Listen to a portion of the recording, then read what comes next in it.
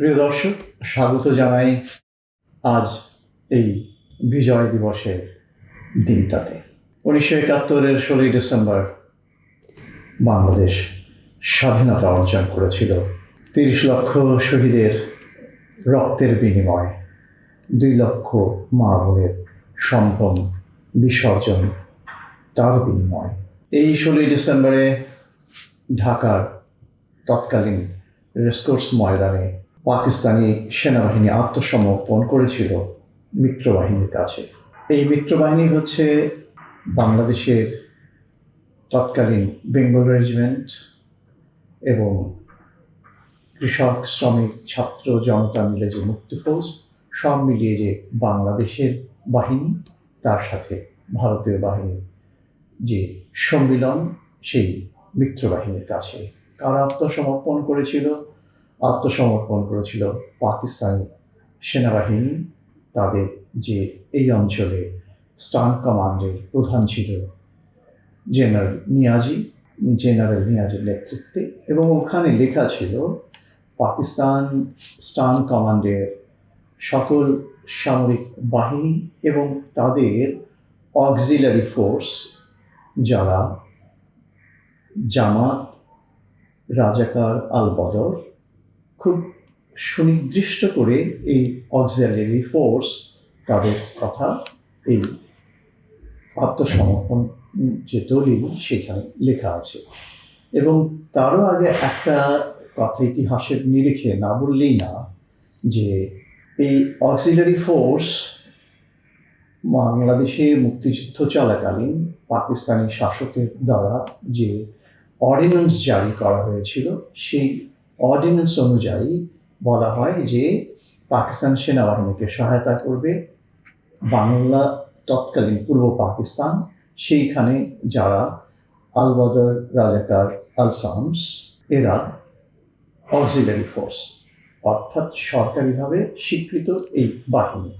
তাদের সদস্যরা ছিল মূলতই সেই সময়ের জামাত ইসলামের তরুণরা, যারা তৎকালীন সময়ে ছাত্র সংঘ নামের অধিভুক্ত, এবং মুসলিম লীগের তরুণরা। এই নিয়ে আত্মসমর্পণের দলিল রচিত। বাংলাদেশের স্বাধীনতা আমরা পেয়েছি, লাল সবুজের পতাকা পেয়েছি জাতীয় সঙ্গীত আমার সোনার বাংলা, আমি তোমায় ভালোবাসি। 16ই ডিসেম্বর 71 সাল, সেখান থেকে আজ পর্যন্ত এই 2025 নানা ঘাত প্রতিঘাতের মধ্য দিয়ে, সেই ঘাত প্রতিঘাত রাজনৈতিক, কিন্তু এদেশ, এ মাটি, এ মানুষ আমাদের মানুষ, তার যে ইতিহাসের গর্ব, সেই গর্বকে ধারণ করে, এটাই নিয়ম। আমি 1971-কে দেখেছি, তখন আমার 11 বছর বয়স।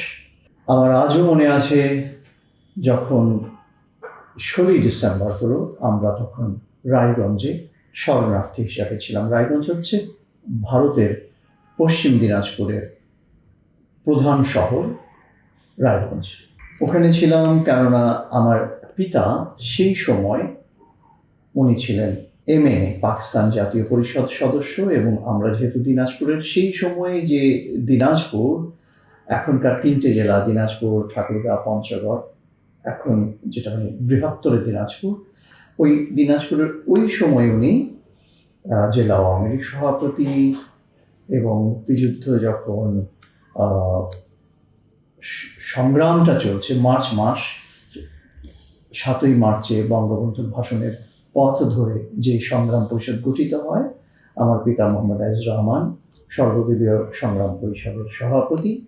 দিনাজপুর পাকিস্তানি সৈন্যদেরকে পরাজিত করে মুক্তাঞ্চল হয়, কিন্তু আবার 13 এপ্রিলে সৈয়দপুর ক্যান্টনমেন্ট থেকে ভারী গোলা বারুদ সহ পাকিস্তানি সৈন্যরা দিনাজপুর দখল করে নেয়। দিনাজপুর দখল করলে পরে এই যে সর্বদলীয় সংগ্রাম পরিষদ, সেটা বদলে গিয়ে হয়ে যায় দিনাজপুর মুক্তিযুদ্ধ সমন্বয় পরিষদ, সেটার উনি সভাপতি।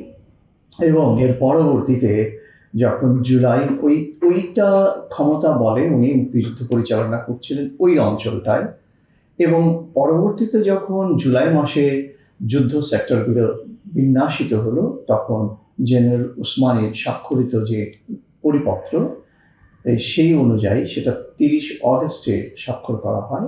সেই অনুযায়ী আমার পিতাকে দায়িত্ব দেওয়া হয় 7 নম্বর সেক্টর পুরো এবং 6 নম্বর সেক্টর অর্ধেকের civil affairs, freedom fighters recruiting and liaison adviser.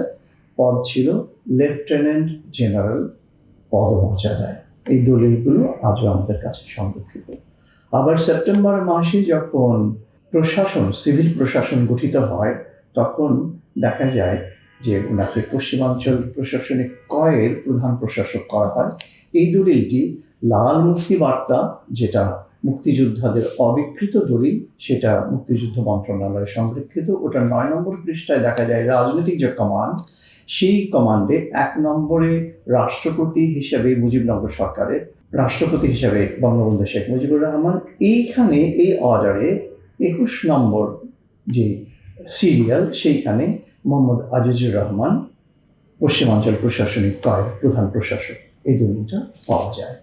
প্রসঙ্গত ওই 9 নম্বর পৃষ্ঠায় যখন এই পলিটিক্যাল হাই কমান্ড চার্টটা শেষ হলো, তারপরে এমএনএদের তালিকাটা শুরু। তো তৎকালীন সময়ে পূর্ব পাকিস্তানে এমএনএদের তালিকা শুরু হয়েছিল রংপুর দিয়ে, তারপরে দিনাজপুরে। সেইখানে দেখা যায় যে 39 নম্বর যে সিরিয়াল, সেখানে আব্বার নাম আছে মোহাম্মদ আইজ রহমান, এমএনএ, দিনাজপুর 2 আসন, মানে ওনার যে জন্মস্থান ঠাকুরগাঁও, বালিয়াডাঙ্গি, হরিপুর, রানীশঙ্কর, 4 থানা মিলিয়ে।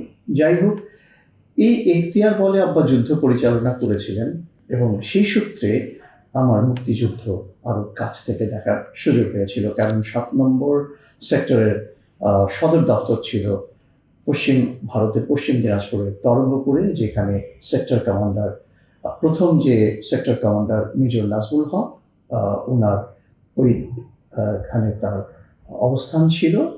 এবং আব্বার এখতিয়ার বলে সেখানে তারও অফিস ছিল। দুর্ভাগ্যজনকভাবে 7 নম্বর সেক্টরের প্রথম সেক্টর কমান্ডার মেজর নাজমুল হক জলপাইগুড়িতে জিপ অ্যাক্সিডেন্টে 26 সেপ্টেম্বর মধ্যরাতের পরপর সময় উনি ইন্তেকাল করেন। তারপরে অক্টোবরের শুরুতে কর্নেল নুরুজ্জামান তাকে দ্বিতীয়বার, মানে এরপর সেক্টর কমান্ডার হিসাবে দায়িত্ব প্রদান করা হয়। এই বাংলাদেশের মুক্তিযুদ্ধের ইতিহাসে 7 নম্বর সেক্টরে 2 জন সেক্টর কমান্ডার আছেন। অনেকেই বিষয়টা, তথ্যটা জানেন না। এই যে ইতিহাসের এই তথ্য, তারপর আমি স্মৃতিচারণের যে জায়গাটায় আজকে বলতে চাই, তা হলো 16 ডিসেম্বরে আমার তখন মনে আছে যে সকাল 10টার পরে আমাদের বাসায় রেডিও ছিল না, পাশের বাসা একটা পরিবারে যে রেডিও, সেইখানে তখন কলকাতা দূরদর্শন থেকে ঘোষণা আসছিল পাকিস্তান সেনাবাহিনী পূর্ব পাকিস্তানে, মানে বাংলাদেশ স্বাধীন হতে চলেছে এবং আত্মসমর্পণ করবে তারা। এবং সেই সময় থেকে শুরু করে পাকিস্তান সামরিক কমান্ডের যে ঘোষণা, যেগুলো পাকিস্তান সৈন্যবাহিনীদের জন্য প্রচার করা হচ্ছিল তৎকালীন পূর্ব পাকিস্তানে, মানে স্বাধীন বাংলাদেশে, সেটা ছিল যতটুকু স্মৃতিতে আছে যে এক জরুরি এলান হ্যায়, এ ফরমান জারি হ্যায়, স্টান কমান কা ফৌজ হাতিয়ার ডাল দো, এই ধরনের বাক্যটা ছিল আর কি। তো আমরা তো উল্লাসে ফেটে পড়লাম, কিন্তু তখনও একটা সন্দেহ ছিল যে সত্যি কি আত্মসমর্পণ করছে। আমরা রায়গঞ্জের যেই জায়গাটায় থাকতাম, মোহনবাটিটা বাজার, ওই বাজারে মানুষজন চিৎকার করছে, আবার একই সঙ্গে তখনও সন্দেহ, যতক্ষণ পর্যন্ত এই ঢাকায় আত্মসমর্পণ অনুষ্ঠানটা অনুষ্ঠিত হয়নি তখন পর্যন্ত। যখন রেডিওর বরাতে এই বিকেল বেলাটায় আত্মসমর্পণ অনুষ্ঠানের খবরটা ছড়িয়ে পড়ল, আমার মনে আছে যে গগন বিদারী চিৎকার, সব ওই বাজারের লোকজন, প্রত্যেকে, শরণার্থী আশপাশে যারা ছিল, আমাদের পরিবার সহ, জয় বাংলা জয় বাংলা চিৎকার। একটা কথা বলে রাখি, জয় বাংলা আওয়ামী লীগের স্লোগান নয়, এটা হচ্ছে সেই সময় বাংলাদেশের বাঙালির মানুষের রণস্লোগান। আমার খুব মনে আছে যে যখন তরঙ্গপুর 7 নম্বর সেক্টর হেডকোয়ার্টারে যেতাম, মুক্তিযোদ্ধারা লরিতে করে যুদ্ধ রণাঙ্গনে যেতেন, আবার ওখান থেকে ফিরতেন। তা আমার একটা দিনের কথা মনে আছে, যখন যাচ্ছেন তারা লরিতে উঠে লোডেড হয়ে ওই একই স্লোগান অস্ত্র হাতে উঁচিয়ে বলছে জয় বাংলা, আবার একইভাবে যখন ফিরছে অনেকে আহত, একই স্লোগান, রণস্লোগান এটা, জয় বাংলা। জয় বাংলাকে কোনো দলের কুক্ষিগত করার কোনো সুযোগ নাই। একটা রাষ্ট্র যখন নির্মিত হয়, একটা রাষ্ট্র যখন স্বাধীনতা পায়, সেই রাষ্ট্রের কতগুলো মৌলিক চিহ্ন থাকে, সেই রাষ্ট্রের কতগুলি ইতিহাসের মৌলিক ধাপ থাকে, সেগুলোকে অস্বীকার করলে রাষ্ট্রের ভিত্তিটা থাকে না। রাজনৈতিক মতদ্বৈততা থাকতেই পারে। আওয়ামী লীগের ভুল ভ্রান্তি এই যে বিগত 16 বছরে, সেটাকে যারা প্রত্যাখ্যান করতে চায় তারা করতেই পারে। আমি নিজেও কি আওয়ামী লীগের এই যে অপশাসন, যেগুলো বিশেষ করে 16 বছরের ভিতরে শেষের 10টা বছর নানা ধরনের যন্ত্রণা আমি দেখেছি, সমর্থন করার কোনো প্রশ্ন আসে না। কিন্তু তার মানে ওই সমস্যাগুলোকে যারা লুটপাট করেছে তাদেরকে, কিন্তু তার মানে তো এই না যে ইতিহাসের মূল জায়গাটাকে ধাক্কা দিতে হবে। তার মানে তো এই না যে 71কে অস্বীকার করতে হবে। তার মানে তো এই না ওই সময় যে মুক্তিযোদ্ধারা যে যুদ্ধ করেছেন, লড়াই করেছেন 9 মাস অকুত ভয়ে হয়ে মাঠে ঘাটে ঝোপ জলা জঙ্গলে, কৃষক শ্রমিক ছাত্র জনতা খেয়ে না খেয়ে লড়াই করেছেন। তৎকালীন আমাদের যে বেঙ্গল রেজিমেন্ট ছিল, সব মিলে সম্ভবত 8,000 প্লাস মনে করা হয়, 8,500-এর মতন। সেইখানে বেঙ্গল রেজিমেন্টের যারা কর্মকর্তা ছিলেন, মানে তৎকালীন সময় মেজর ক্যাপ্টেন এই র্যাঙ্কের যারা অফিসার ছিলেন, তাদের পরিচর্যায়, তাদের পরিচালনায় এই ইতিহাসকে কে অস্বীকার করতে পারে? কে অস্বীকার করতে পারে যে আমরা সেই সময় বাংলাদেশের 7.5 কোটি মানুষের মধ্যে 1 কোটি মানুষ ভারতে চলে গিয়েছিল শরণার্থী হয়ে। ভারত ওই সময়ে আমাদের যদি এই সহায়তাটা না দিত, সামরিক এবং শরণার্থী হিসেবে মানবিক সহায়তাটা, তাহলে বাংলাদেশের পক্ষে, বাঙালির পক্ষে সেই সময় এই স্বাধীনতা সংগ্রাম যে লড়াই, সেইটা কিভাবে হতো, এটা একটা বিরাট প্রশ্ন। কেননা তখন আমাদের কাছে অস্ত্র ছিল না, আমরা নিরস্ত্র ছিলাম, আমাদের প্রশিক্ষণ ছিল না, আমাদের কোনো নিরাপদ আশ্রয় ছিল না। এই পাকিস্তানি সামরিক বাহিনীর হাতে ভারী অস্ত্র, এবং তারা ওই সময়ে কিন্তু মানে বিশ্বের অন্যতম দুর্ধর্ষ সামরিক বাহিনী হিসেবে তাদের নাম ডাক, এবং তাদের বিপক্ষে নিরস্ত্র বাহিনী কীভাবে লড়াই করবে। সুতরাং সেই জায়গাটায় আমরা ইতিহাসের প্রেক্ষিত থেকে বিশ্লেষণ করলে বুঝতে পারি যে ভারতের কাছ থেকে আমাদের সহায়তাটা নিতে হয়েছে। কিন্তু তার মানে এই নয়, আমি যেটা লক্ষ্য করেছি, আমি যার সন্তান তাকে দেখেছি, এমন নয় যে মাথাটা ভারতের কাছে বিক্রি করে দিয়েছে। ভারত বন্ধু রাষ্ট্র, বন্ধু হিসেবে যে সহায়তাটা প্রয়োজন ছিল সেইটুকু নিয়ে স্বাধীন সার্বভৌম বাংলাদেশ। একটা স্মৃতির যেই জায়গাটা বলতে চাই, তা হলো 16 ডিসেম্বরের পরে 17 ডিসেম্বর আমরা প্রথম বাংলাদেশে ঢুকি, ভারতের মালন ক্যাম্প পশ্চিম দিনাজপুরের, সেটা দিয়ে। তো যখন সীমান্ত পার হব, তখন সীমান্তের ওখানে মুক্তিযোদ্ধারা আব্বাকে অভ্যর্থনা জানালো, এবং বিএসএফ ক্যাম্পের ঊর্ধ্বতন কর্মকর্তারা ছুটে এলো। আব্বার অবস্থান তো আমি বললাম শুরুতে। তো সেই প্রেক্ষিতে তাদের অভ্যর্থনার পর আমরা যখন ভিতরে ঢুকলাম, আমি আবেগে ওই মাটিতে শুয়ে পড়েছিলাম। কেমন মাটি ছিল? দৃশ্যত পোড়া মাটি, পোড়া ঘাস। সীমান্ত পেরিয়ে এই হয়তো আধা কিলোমিটার 1 কিলোমিটার ভিতরে ঢুকেছি, বিরান জনপদ, পুড়ে যাওয়া ঘাস খাঁ খাঁ করছে, বাংকার সামনে, পথ বলে কিছু নেই, ভাঙাচোরা সব কিছু। সেই পোড়া ঘাসের উপরে আমি এক কিশোর 11 বছরের শুয়ে পড়েছিলাম। ও আমার দেশের মাটি, তোমার পরে ঠেকাই মাথা। গাড়ি থেকে নেমে প্রথম আবেগের প্রকাশ। যাই হোক, এই বাংলা, এই বাংলাদেশ আমার। আজকের যারা তরুণ, এই এত বছর পরে আমার কাছ থেকে এই ইতিহাস শুনছেন কিংবা শুনছো তোমরা যারা, তাদেরকে আমার এটাই বলবার যে প্রথম হচ্ছে দেশপ্রেম, নিজের দেশের মাটি। সেই দেশের মাটি, দেশপ্রেমকে ধারণ করে ওই সময়ে 1971-এ মুক্তিযোদ্ধারা যারা বীর বিক্রমে পাকিস্তানি সৈন্যবাহিনীর বিরুদ্ধে যুদ্ধ করেছিল, রক্ত ঝরিয়েছে, তাদের প্রতি শ্রদ্ধায় আনত হয়ে বাকি যে রাজনৈতিক গতিপথ, সংগ্রাম, গণতন্ত্রের জন্য একটি অপরাধমুক্ত বাংলাদেশের জন্য, লুটপাটহীন বাংলাদেশের জন্য, সেইখানে সকলে নিজের মতন করে অবাধভাবে যেন রাজনীতি করে, হানাহানি নয়, খুনাখুনি নয়। অনেক তো হলো লড়াই, অনেক তো হলো মারপিট, কিন্তু এই মারপিট আর নয়। এই একটা দেশ খুবই ভৌগোলিক ভূখণ্ডে অনেক মানে ছোটই বলতে হবে, জনসংখ্যা বিপুল, সেখানে ঠিক কাকে আমরা ধাক্কা দেব?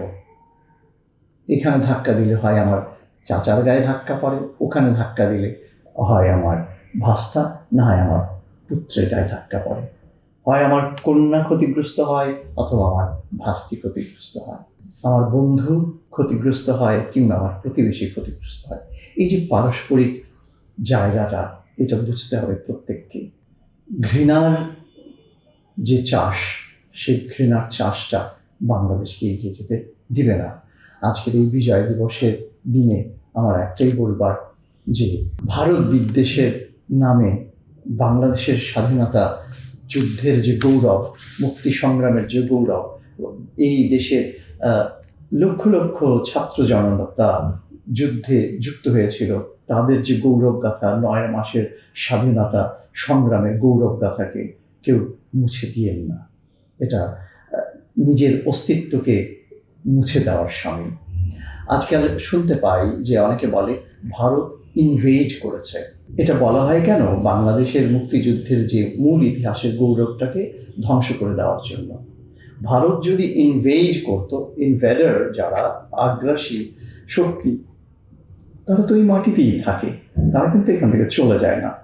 তো ভারত এখান থেকে, ভারতের সৈন্যবাহিনী ফিরে চলে গিয়েছিল যখন বঙ্গবন্ধু শেখ মুজিবুর রহমান বাংলাদেশে ফেরত আসলেন, এবং 17 মার্চ তার জন্মদিনের দিন থেকে ভারতের যে সৈন্যবাহিনী বাংলাদেশ ছেড়ে চলে যেতে শুরু করে।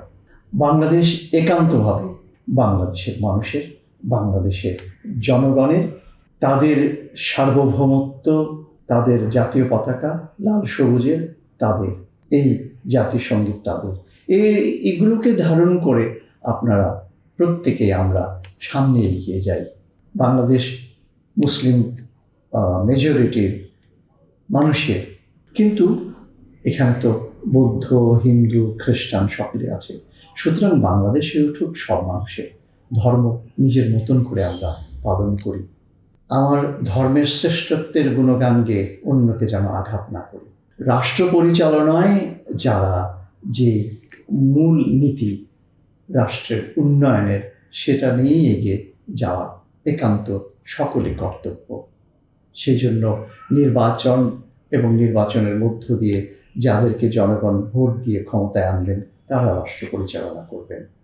কিন্তু মৌলিক যে জায়গাটা, মূল যে ভিত্তিটা, স্বাধীনতার ইতিহাসের জায়গা, সেটা অবিকৃত থাকতে হবে। বাংলাদেশ তার সার্বভৌমত্ব নিয়ে, মানুষের বীরত্ব গাথা নিয়ে মাথা উঁচু করে বাঁচুক। বাঁচুক আমার দেশের মানুষ। এই দেশ পৃথিবীতে উজ্জ্বল হয়ে থাকুক, অর্থনৈতিকভাবে সমৃদ্ধশালী হোক, এবং আমরা আগামীতে এমন নেতৃত্ব পাই যারা কিনা এই বাংলাদেশকে একটি সকলকে নিয়ে চলবার জন্যে পথ হাঁটবেন। ভালো থাকুন সকলে। শুভেচ্ছা, ভালোবাসা। শেষ এভাবেই হতে পারে। দাম দিয়ে কিনেছি বাংলা, কারো দামে পাওয়া নয়। ভালোবাসা আপনাদেরকে। আমার সাথে এতক্ষণ আমার হোয়াইট পেপার ইউটিউব চ্যানেলে থাকার জন্যে। আমার কথা ভালো লাগলে সাবস্ক্রাইব করবেন, সাথে থাকবেন। শুভকামনা, ভালোবাসা এবং শুভেচ্ছা।